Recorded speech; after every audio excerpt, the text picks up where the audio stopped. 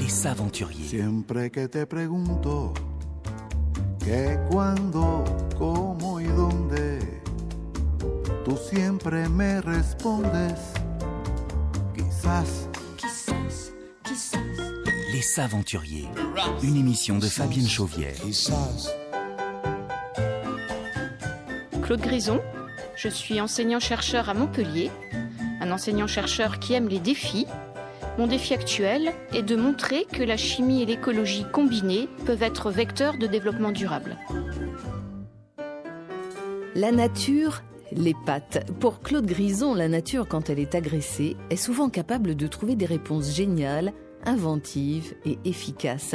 Cette scientifique qui co-dirigeait un laboratoire de chimie organique a changé de vie il y a 8 ans suite à une question originale d'étudiants.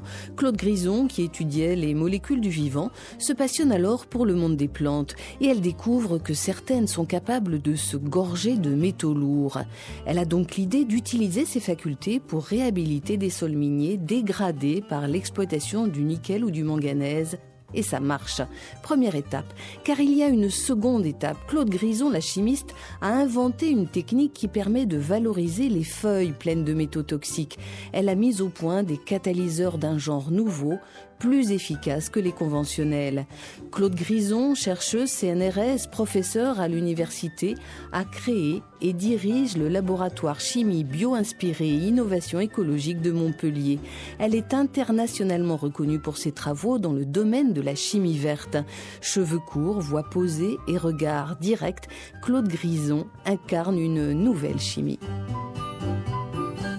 Claude Grison, vous avez une démarche différente. Vous êtes une chimiste à part. Une chimiste qui développe des activités non conventionnelles, à savoir une chimiste spécialiste du vivant, donc qui s'intéresse à la nature, donc émerveillée quotidiennement devant les mécanismes moléculaires que la nature nous présente, qui peuvent aller très loin jusqu'à des stratégies d'adaptation inimaginables, qui sont une source d'inspiration extraordinaire en recherche. Vous avez découvert que des plantes peuvent dépolluer des sols. Paradoxalement, la nature trouve très fréquemment des solutions face aux problèmes environnementaux que nous créons. Des plantes, effectivement, sont capables de s'adapter à la pollution due aux métaux qui peuvent être engendrés par des activités minières. Donc ces plantes tolèrent des concentrations très élevées en métaux, mais font encore mieux. Elles sont capables d'extraire ces métaux du sol et de les stocker dans leurs feuilles, comme pour mieux s'en protéger. Comment est-ce que vous avez découvert cette stratégie ? C'est un petit peu le fruit du hasard ou de rencontres avec de jeunes étudiants, puisque je suis également enseignante. 4 étudiantes qui étaient en classe préparatoire à Montpellier étaient venues me voir pour me demander de l'aide pour développer un sujet qui leur était propre, à savoir, peut-on dépolluer avec les plantes ? Donc j'ai fait quelques recherches bibliographiques et j'ai découvert dans la littérature scientifique l'existence de quelques plantes donc capables de confiner les métaux dans leurs feuilles. Et là, qu'est-ce que vous décidez de faire ? La première chose que j'ai essayé de faire, c'est de chercher un spécialiste du domaine, un écologue qui s'intéressait à ces plantes. Et j'ai eu la chance qu'il en existe un à Montpellier, donc dans un laboratoire d'écologie. Et puis, là, on s'est heurté à une difficulté courante dans le monde de la recherche. Lui écologue, moi chimiste, le dialogue n'était pas simple, ce sont 2 langages complètement différents. Et on a mis du temps à dialoguer, à s'écouter, pour finir par se comprendre et échanger donc sur ces plantes hors normes, ces plantes extraordinaires. Et là, votre carrière a pris un tournant à 180 degrés ? Tout à fait. J'ai décidé de m'intéresser davantage à ces plantes. Pourquoi cet intérêt et l'abandon de mes recherches précédentes qui me passionnaient pourtant ? Dans le monde de l'écologie, beaucoup de collègues considéraient que ces plantes, en fait, étaient des plantes indésirables. Donc ces plantes qui poussent sur des sites où il y a des activités minières ? Oui, complètement. Des plantes qui se sont adaptées à ces conditions de pollution, donc stockent les métaux. Donc dans le milieu de l'écologie, un certain nombre considéraient que ces plantes finalement faisaient un transfert de pollution du sol vers les feuilles. Et bien sûr, ces plantes ne sont pas pérennes. Lorsque les feuilles retombent sur le sol, elles réintroduisent la pollution sur le sol. Donc dans le milieu de l'écologie, ces plantes pouvaient être dangereuses. C'était vraiment des déchets contaminés. Claude Grison, chercheur en chimie écologique. Donc vous avez l'idée de faire pousser ces plantes sur les sols pollués Comment ça fonctionne ? Comment est-ce que vous trouvez la bonne plante ? Le choix des plantes est évidemment très important, donc différents critères sont requis. La capacité, bien sûr, d'extraction des plantes, mais pas seulement. Il est très important de comprendre quelles sont leurs stratégies d'adaptation. Comment font-elles pour survivre sur ces sols ? Est-il possible de les développer, d'assister leur développement ? Vont-elles résister à des conditions de dégradation extrême ? Toutes ces questions donc sont des préalables avant de faire le bon choix. Donc vous identifiez ces plantes et puis vous les faites pousser sur certains sites et ça fonctionne déjà, notamment en Nouvelle-Calédonie où il y a des sols dégradés.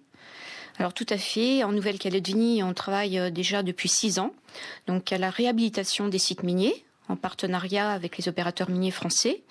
Donc c'est un joli travail qui s'appuie sur des connaissances écologiques qu'il y avait donc avant notre projet. Combien de plantes utilisez-vous pour nettoyer les sols dégradés ? Donc actuellement, on a 6 sites en réhabilitation sur ces sites miniers. La diversité des espèces se situe autour de 6 à 7 hyperaccumulateurs de nickel ou de manganèse auxquels on associe d'autres plantes qui sont bénéfiques pour le développement des premières.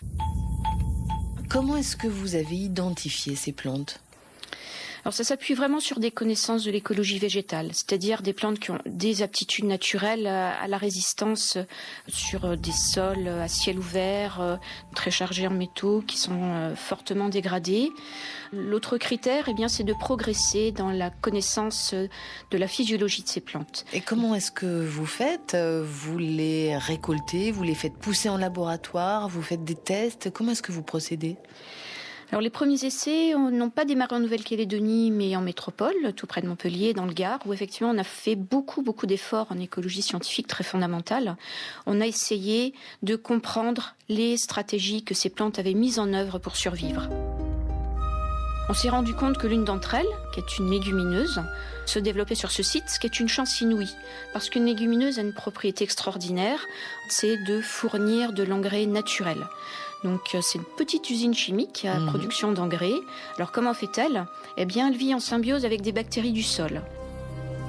La première question a été d'identifier ces bactéries dans ces sols fortement contaminés.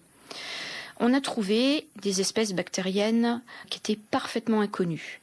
L'une d'entre elles pénétrait les racines de cette légumineuse. Et la question a été très rapide. Mais comment cette bactérie fait-elle pour survivre ? Dans de quelles conditions ? Pourquoi elle, pas d'autres ?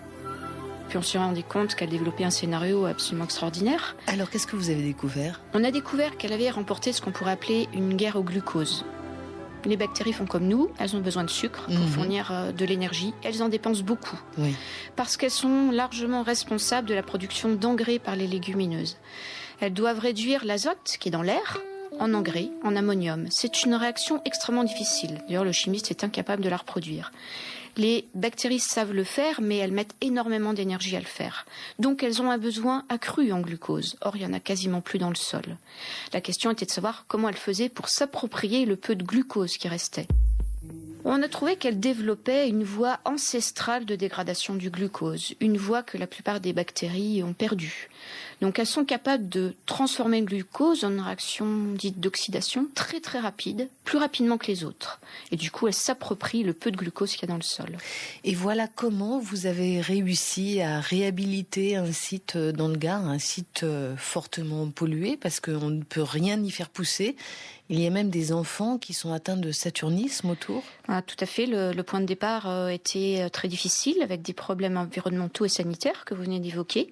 Donc le défi était de développer les 2 hyperaccumulateurs du site qui avaient été trouvés, de les aider à se développer suffisamment abondamment pour que ces 2 plantes constituent un couvert végétal protecteur et évitent l'érosion éolienne des particules métalliques pour protéger les habitations voisines. Et donc aujourd'hui, ces sols sont recouverts avec ces plantes. Alors on a montré que c'était possible. On a travaillé pendant 4 années pour développer ce couvert végétal avec l'appui de l'ANR et de l'ADEME.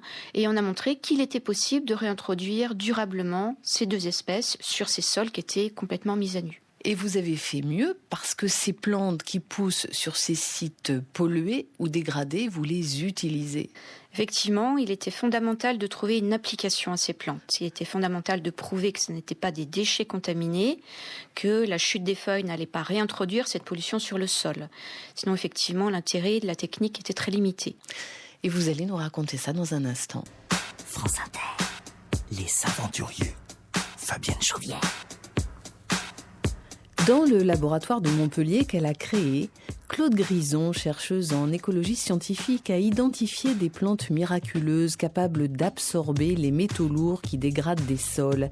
Et elle a découvert que l'on pouvait utiliser les feuilles de ces plantes chargées de toxiques. Claude Grison leur a trouvé des débouchés révolutionnaires. Elle est à l'origine d'une innovation de rupture, l'éco-catalyse. Ses travaux ont donné lieu à 30 brevets. Claude Grison, qu'est-ce que vous avez imaginé avec ces plantes qui poussent sur des sols dégradés, pollués, qui récupèrent des métaux lourds? Qu'est-ce que vous en faites? L'idée fondamentale était vraiment de donner de la valeur donc à ces feuilles, une valeur scientifique qui pourrait déboucher sur une activité économique. Il fallait vraiment les faire sortir de leur statut de déchets. Je suis chimiste par ailleurs. Je sais également qu'en chimie, on a besoin de métaux pour développer des catalyseurs qui sont indispensables à la construction de molécules complexes comme des médicaments. Par ailleurs, on entend beaucoup parler de l'épuisement des ressources minérales au niveau mondial, c'est-à-dire de l'épuisement des métaux qui sont nécessaires pour construire ces catalyseurs. Donc l'idée était de montrer que ces feuilles chargées en métaux pourraient devenir les futurs catalyseurs de la chimie. Et c'est ce que vous avez fait. Vous avez inventé des catalyseurs totalement nouveaux. Effectivement, la nature, ces plantes chargées en métaux m'ont donné la possibilité d'innover, de développer des catalyseurs écologiques, qu'on a baptisés éco-catalyseurs pour rappeler leur origine, dont la composition métallique est tout à fait nouvelle, complètement inédite, et nous a permis d'ouvrir un nouveau domaine de la catalyse. Comment est-ce que vous récupérez les métaux qui sont stockés dans les feuilles? Le procédé de préparation des catalyseurs est volontairement sobre, le plus simple possible, puisqu'il a depuis le début une finalité industrielle, évidemment sans impact environnemental, pour que l'ensemble du programme soit complètement cohérent. Donc la première étape consiste en un petit traitement thermique contrôlé. D'abord, vous récoltez les plantes. On récolte les feuilles, les vieilles feuilles uniquement, puisqu'il est hors de question de mettre en péril les plantes qu'on réinstalle sur les sites miniers à des fins de réhabilitation. Donc on récolte les vieilles feuilles auxquelles on fait subir un traitement thermique. L'objectif est de détruire la matière organique un petit peu inutile. Donc vous les séchez? On les sèche et on les chauffe modérément. Après, on obtient une poudre minérale qui est une empreinte végétale de la plante, qui est constituée des éléments que la plante met à notre disposition. Donc cette poudre minérale a déjà une petite activité en chimie un peu faible par rapport à nos attentes. Donc il y a une étape d'activation qui arrive derrière, un petit traitement chimique très très simple, qui permet alors d'obtenir ce qu'on appelle nous un éco-catalyseur brut, c'est-à-dire quelque chose qui va tout de suite être capable d'activer une transformation chimique. Mais qu'est-ce que vous avez? Une poudre de nickel, de manganèse, de cadmium? Qu'est-ce que vous avez? Alors on a par exemple une poudre de manganèse, pas uniquement. Le manganèse qui vient de la phytoextraction, c'est la particularité de cette plante, mais également d'autres cations métalliques qui sont d'origine physiologique, que toute plante possède. Par exemple, on a du magnésium, puisqu'une plante a de la chlorophylle, et dans la chlorophylle, il y a déjà du magnésium. Donc d'autres cations complètement physiologiques. Ces cations sont associés à d'autres espèces chimiques normales pour une plante. Par exemple, on sait qu'une plante a de l'ADN, de l'ARN, c'est source de phosphate. On retrouve ces phosphates dans le catalyseur. Les cations sont des éléments qui ont perdu des électrons et qui sont chargés positivement. Avec ces poudres minérales, on réussit à faire des molécules, c'est ça? C'est tout à fait ça. On va utiliser ces poudres minérales comme facilitateurs de réaction. Elles vont permettre de transformer des molécules simples en molécules complexes. Si le catalyseur n'était pas là, la réaction serait impossible, voire infiniment lente. Des catalyseurs existent déjà. Est-ce que ces éco-catalyseurs sont aussi efficaces que les catalyseurs conventionnels? Alors, ils sont très différents. Ils ont déjà une structure beaucoup plus complexe, plusieurs métaux, comme on l'a vu. Et dans les réactions difficiles, ces catalyseurs écologiques sont plus actifs que les catalyseurs conventionnels. Claude Grison identifie des plantes qui se gorgent de métaux. Et qu'est-ce qu'on fait avec ? On peut faire beaucoup de choses, le domaine d'application est assez vaste. On a montré qu'on pouvait faire des médicaments à bas coût, par exemple des molécules qui sont actives contre le cancer, contre la malaria, des agents antiviraux. Ça, c'est pour le domaine de la santé. On a montré aussi que ce sujet à l'interface chimie-écologie était le point de départ de la synthèse de bioinsecticides, complètement inspirés de la nature. On arrive également à préparer un grand nombre d'intermédiaires pour l'industrie chimique. Et puis, le secteur qui est le plus avancé, c'est la préparation de biocosmétiques avec donc des propriétés nouvelles et des procédés complètement revisités. Vous avez d'ailleurs un partenariat avec L'Oréal, je crois. Effectivement, on travaille sur des produits phares de L'Oréal dont on revisite complètement la synthèse pour rendre les procédés de synthèse complètement éco-responsables et respectueux de l'environnement.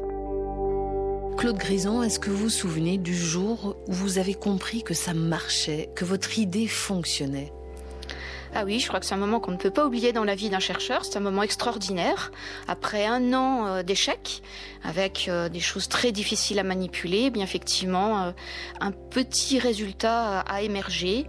Quelques pourcents d'une molécule donc ont pu être obtenus. Et là, c'était un jour extraordinaire qui a porté le sourire à tout le monde et qui a été une source de motivation qui a duré pendant des années après. Mais au fond de vous, vous saviez que ça marcherait ? J'en étais persuadée, encore fallait-il trouver les moyens techniques pour y parvenir. Donc c'est quelque chose qui est toujours long, ingrat et fastidieux pour un chercheur.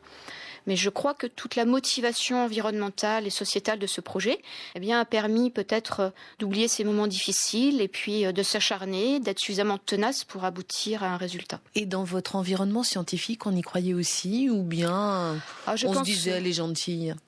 Je pense que dans les premiers mois, on trouvait ce sujet un petit peu farfelu, que mes collègues m'observaient un petit peu bizarrement. D'ailleurs, je ne cache pas que j'étais obligée de développer d'autres activités de recherche plus classiques en parallèle. Mais j'ai eu la chance d'avoir ce petit résultat. Donc je n'oublie pas une de mes collègues, Isabelle Ricolat, à Toulouse, qui était la première à y croire et qui m'a permis d'obtenir un petit financement pour m'aider à démarrer. Je peux la remercier, elle a été quelqu'un d'important. Le succès de la recherche, c'est toujours le fruit de rencontres humaines qui sont un petit peu exceptionnelles.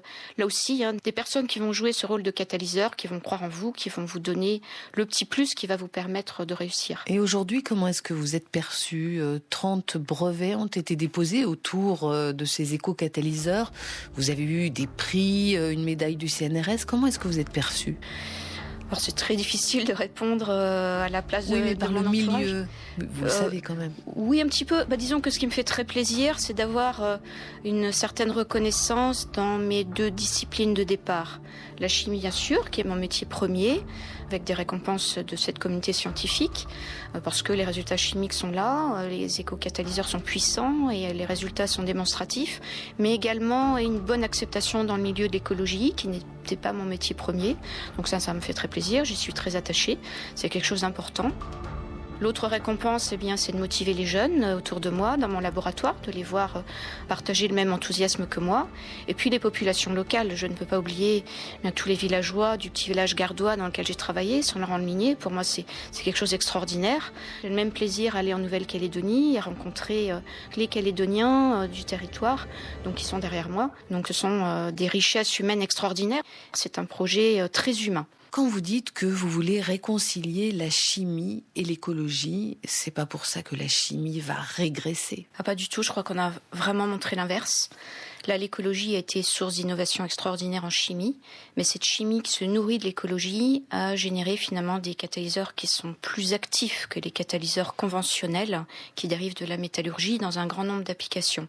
Donc c'est un réel progrès, ça n'est pas une régression, c'est pas parce qu'on se préoccupe de problèmes environnementaux qu'on va régresser en chimie, au contraire. Et on peut attendre encore d'autres progrès. On l'espère fortement, on y travaille beaucoup. L'idée est de montrer que cette nouvelle approche de la chimie, cette chimie verte qui va devenir, je l'espère, industrielle, est un progrès par rapport à la chimie conventionnelle et va motiver l'ensemble du domaine de l'industrie chimique. Et vous, la chimiste, vous adorez la nature, vous aimez la nature, vous aimez vous y promener, regarder, faire des photos. Je fais beaucoup d'activités dans la nature. C'est quelque chose qui m'inspire énormément. Je crois que le chimiste prend une leçon quotidienne quand il observe la nature. C'est une source d'inspiration merveilleuse. Peut-être que chaque jour, on prend également une leçon d'humilité. On se rend compte que ce qu'on fait est très très modeste par rapport aux réactions chimiques naturelles.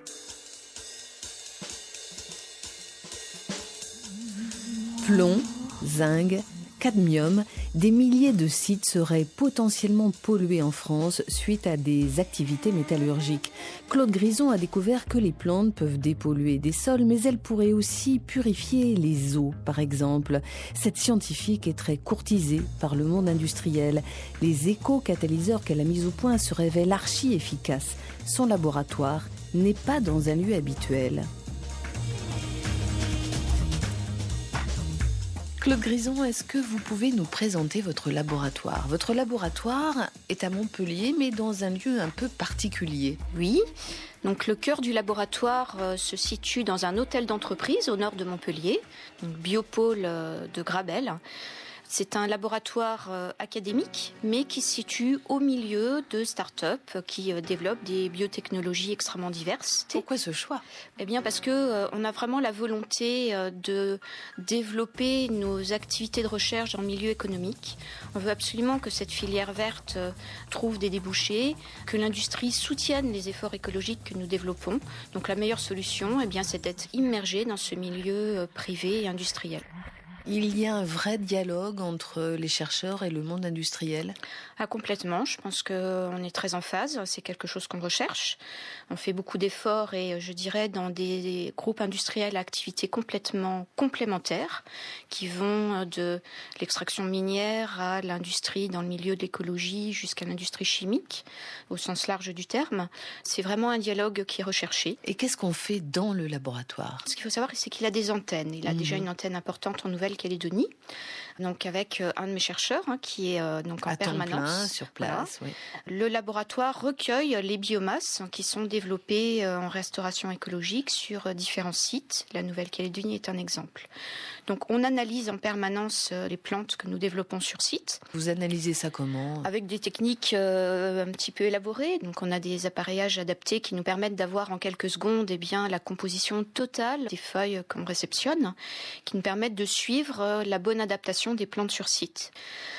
L'autre activité du laboratoire, c'est bien sûr de transformer ces feuilles en catalyseurs, ces fameux éco-catalyseurs, et d'étudier les propriétés, l'intérêt de ces éco-catalyseurs en chimie. Est-ce que vous en découvrez des nouveaux encore ? Tout à fait. Le travail évolue constamment.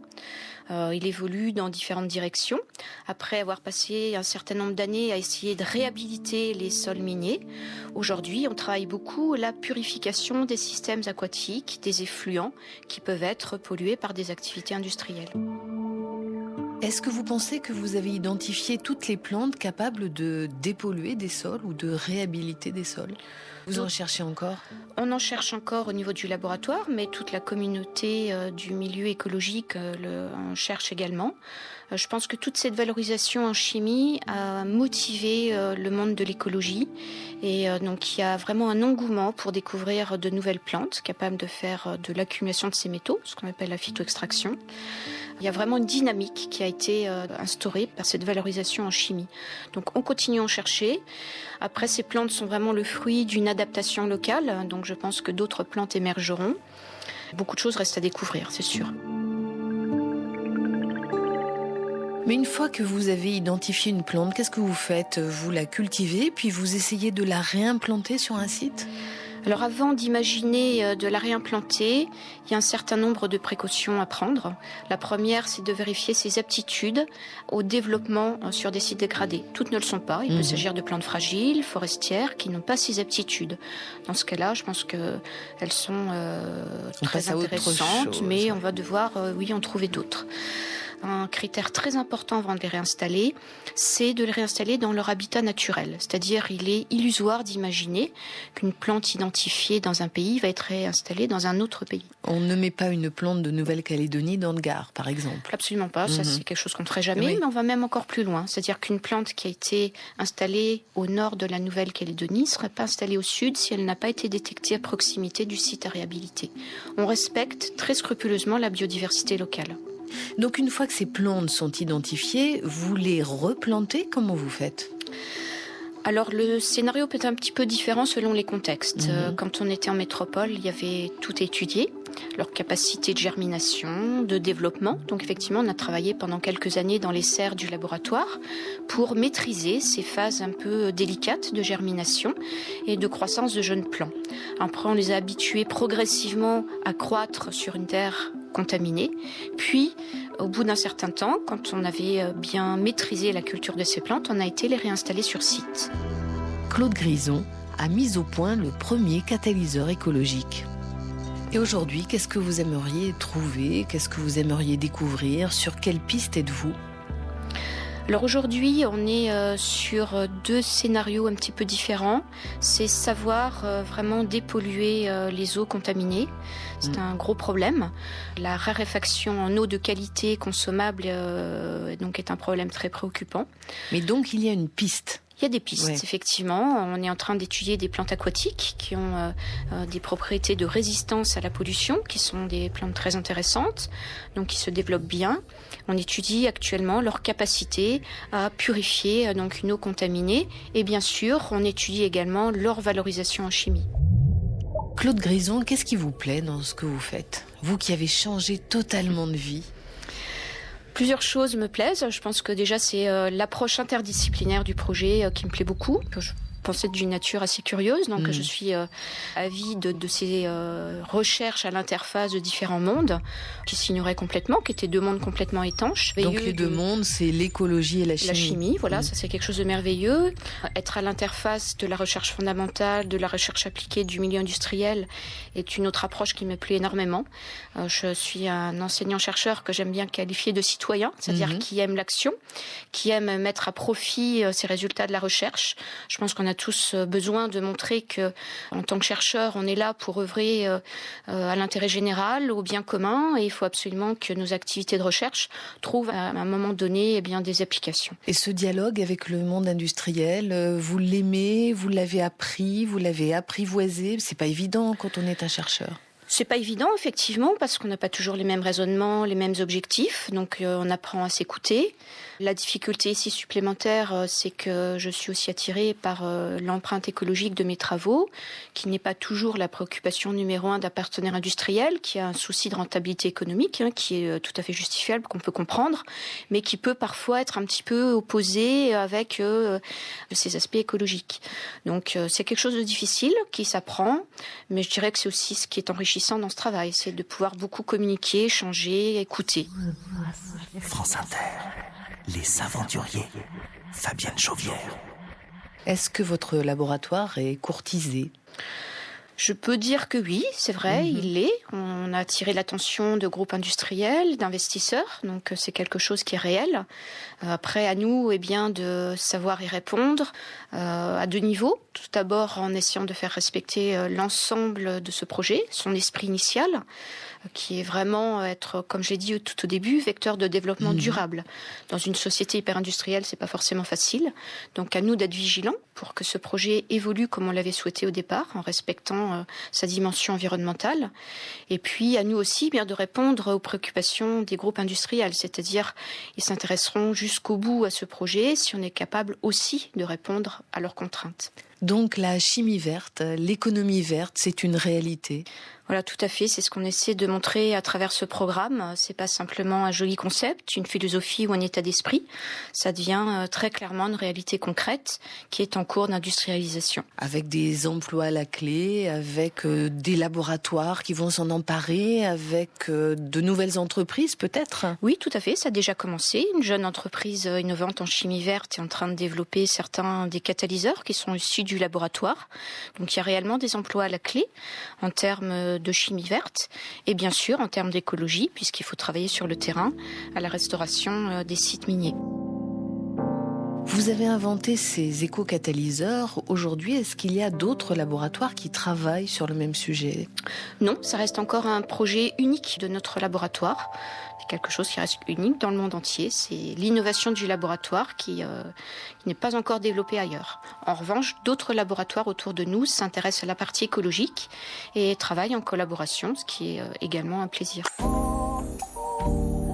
La catalyse écologique est une nouvelle branche de la chimie verte. Les performances des éco-catalyseurs qui utilisent des plantes sont étonnantes. Ils peuvent synthétiser des molécules très complexes. Les industriels sont fascinés par l'invention. Ils sont nombreux à vouloir travailler avec Claude Grison. Mais pour cette chercheuse, l'écologie ne doit pas être perdue de vue. Elle est d'ailleurs sollicitée dans le monde entier pour réhabiliter des écosystèmes dégradés.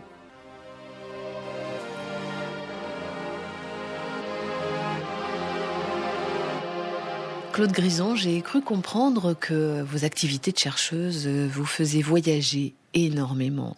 Effectivement, c'est une situation un peu inattendue pour une chimiste, mais tous ces aspects écologiques m'entraînent dans des pays extrêmement différents, je crois tous les continents qu'on peut imaginer. Alors qu'est-ce qu'on vient chercher chez vous ? Qu'est-ce qu'on vous demande ? Ce qu'on me demande, c'est de venir faire un inventaire écologique dans un contexte environnemental un peu difficile, une pollution possible, une dégradation des écosystèmes locaux, pour voir si on peut y remédier, si on peut restaurer ce qui a été dégradé. Prenons un exemple, vous êtes allé au Gabon. Donc sur un site minier où on exploite le manganèse. Le scénario était très intéressant puisque donc, il y a une activité minière intense. C'est un gros site d'exploitation qui doit être la deuxième exploitation du manganèse au monde. Après, on pouvait facilement imaginer participer à la restauration écologique de ce site parce qu'on a découvert à l'occasion de cette visite que des plantes s'étaient adaptées et pouvaient être le point de départ d'une restauration. Alors, qu'est-ce qui s'est passé ? Le Gabon vous appelle, vous y allez, vous constatez, vous allez rencontrer des gens sur place, la population même ? Oui, complètement. En fait, le CNRS a des liens étroits avec le Gabon. Donc, j'étais au Gabon dans le cadre d'une mission qui a été pilotée par l'Institut d'écologie et de l'environnement du CNRS, où on a rencontré les universitaires gabonais, puis le centre scientifique qui est en pleine forêt tropicale, donc qui nous a accueillis. Et ça a été l'occasion de visiter donc une exploitation minière qui appartient au groupe Eramet, qui m'a ouvert ses portes très gentiment, et où j'ai pu découvrir à cette occasion des plantes qui accumulaient le manganèse et qui étaient complètement inconnues. Et alors, où est-ce que ça en est ? C'en est un stade de recherche, c'est-à-dire que l'intérêt de ce projet est très particulier. On connaît un des problèmes au Gabon qui est celui de la malaria. Donc le souhait au départ était de montrer qu'il pouvait y avoir une convergence d'intérêts entre l'écologie et la chimie. C'est-à-dire que les efforts qu'on ferait sur site pour réhabiliter le site minier nous permettraient de développer des catalyseurs très efficaces pour synthétiser des molécules actives contre la malaria. Encore une fois, coup double. Effectivement, coup double. C'est un sujet extrêmement motivant, qui est difficile certes, mais qui avance au quotidien et les résultats apparaissent progressivement. Vous êtes réputé pour intéresser les populations à vos recherches. Comment est-ce que vous faites ? Je crois que je suis naturellement attirée par les populations. J'aime bien les expliquer ce que je fais. Je crois que c'est important que le chercheur explique ses objectifs, ses motivations. Parce qu'après tout, quand on va sur un site minier, que ce soit en Nouvelle-Calédonie ou au Gabon, on n'est pas chez soi. Donc je pense qu'on est très bien accueillis. Encore faut-il expliquer ce qu'on vient y faire. Je crois que c'est déjà une première forme de respect, de politesse vis-à-vis des gens qui nous accueillent. Mais les gens sont intéressés ? Oui, je trouve que ça se passe très bien. Je pense que quand on fait l'effort de communiquer, d'expliquer ses recherches, de les rendre accessibles, la population locale se les approprie. Et c'est la meilleure chose qui puisse arriver. Alors, la Nouvelle-Calédonie, le Gabon, la Chine, le Brésil ? Le Brésil, je suis effectivement invitée au mois de septembre pour faire plusieurs conférences. On connaît le Brésil. Je pense que tout le monde a eu connaissance des incidents relativement récents qui se sont produits. Et de très grosses pollutions. Très grosses pollutions. Donc l'idée d'échanger là avec donc les chercheurs brésiliens. Claude Grison, chercheur en chimie écologique. Et la Chine ? Donc j'ai travaillé pendant plusieurs années en Chine dans le cadre d'un programme de recherche soutenu par le CNRS et l'Académie des sciences chinoises où on imagine tous les problèmes de pollution que nous connaissons. Les écologues chinois sont de plus en plus sensibles à ces problèmes environnementaux. Donc on a travaillé sur un programme qui est très intéressant, à savoir donc un champ de maïs qui était contaminé par du zinc et du cadmium, dû là encore à une exploitation minière proche. L'idée était de développer un hyperaccumulateur de zinc qui était présent en Chine, en présence du maïs. Parce que l'hyperaccumulateur de zinc a une telle affinité pour le zinc qu'il extrait sélectivement le zinc du sol. Et on a montré au bout de quelques années de culture que le taux de zinc dans le maïs baissait et devenait propre à la consommation. Donc on peut faire pousser du maïs sur des sols pollués, on peut parler de pollution, à condition qu'il y ait d'autres plantes qui accumulent le zinc. Voilà, ça c'était l'idée. C'est ce qu'on a montré évidemment au stade recherche. C'est pas du tout un développement industriel. On se heurtait à nouveau au problème du devenir de la plante qui avait concentré le zinc. Oui. Donc là, pour moi, l'idée était de répondre à une autre problématique de la Chine, qui dépasse bien sûr le cadre de la Chine. Je pense qu'on connaît ce problème en Europe aussi. Comment développer des pesticides qui seraient plus inoffensifs, qui seraient moins écotoxiques, avec des hyperaccumulateurs de zinc. Alors l'idée, c'était de trouver des molécules de défense que les plantes utilisent pour se protéger contre les insectes. Ce sont des choses qui sont largement étudiées en écologie.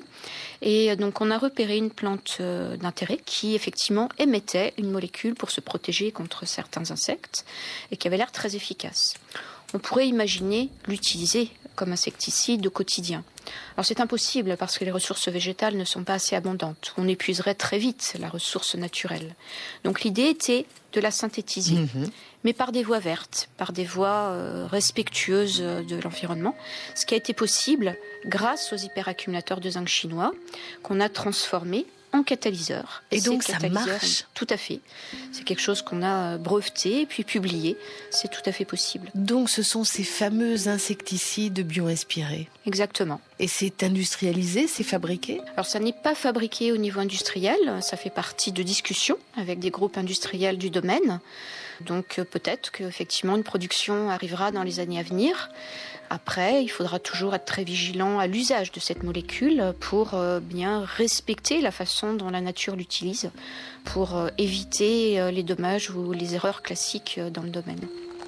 Claude Grison, j'ai l'impression que chaque découverte amène de nouvelles questions chez vous et surtout de nouvelles idées. J'ai l'impression que ça fourmille dans votre tête. Alors peut-être un peu trop, ça peut être aussi, ça peut aussi être le revers de la médaille, c'est-à-dire c'est un sujet passionnant qui effectivement ouvre plein de perspectives, beaucoup. Il est important de faire les choix, les bons choix. Donc je pense qu'ils sont un petit peu guidés par le milieu économique. Il faut absolument répondre aux besoins industriels, s'inscrire dans les problématiques actuelles si on veut que ce projet émerge et finalement atteigne son objectif premier. C'est-à-dire que la chimie soit suffisamment motivante et développée industriellement pour qu'elle fournisse les moyens à l'écologie de se développer à la hauteur des ambitions initiales. Et quelle est la question qui vous titille en ce moment ?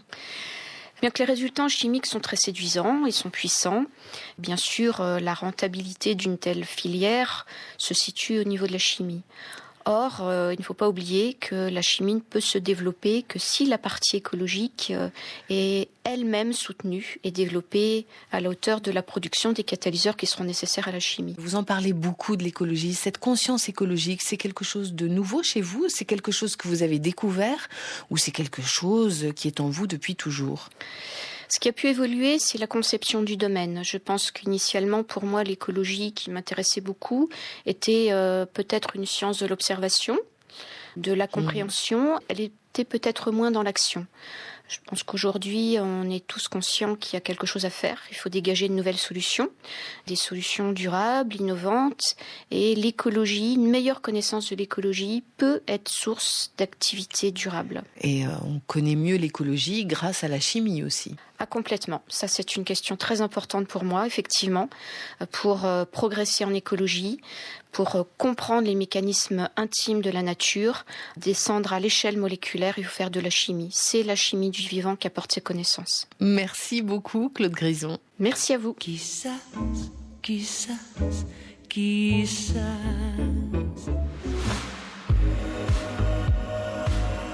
Merci à Claude Grison pour sa disponibilité et ses explications limpides. Si vous avez besoin de précisions, je vous propose de lui laisser un message sur la page des Saventuriers sur le site de France Inter. Simone Depoux a réalisé cette émission avec Christiane Alain Favre. Jean-Baptiste Audibert a assuré la programmation musicale. À la technique aujourd'hui, il y avait Rémi Quincé et Éric Morin. Dans un instant, vous retrouverez les récits d'Isabelle Autissier.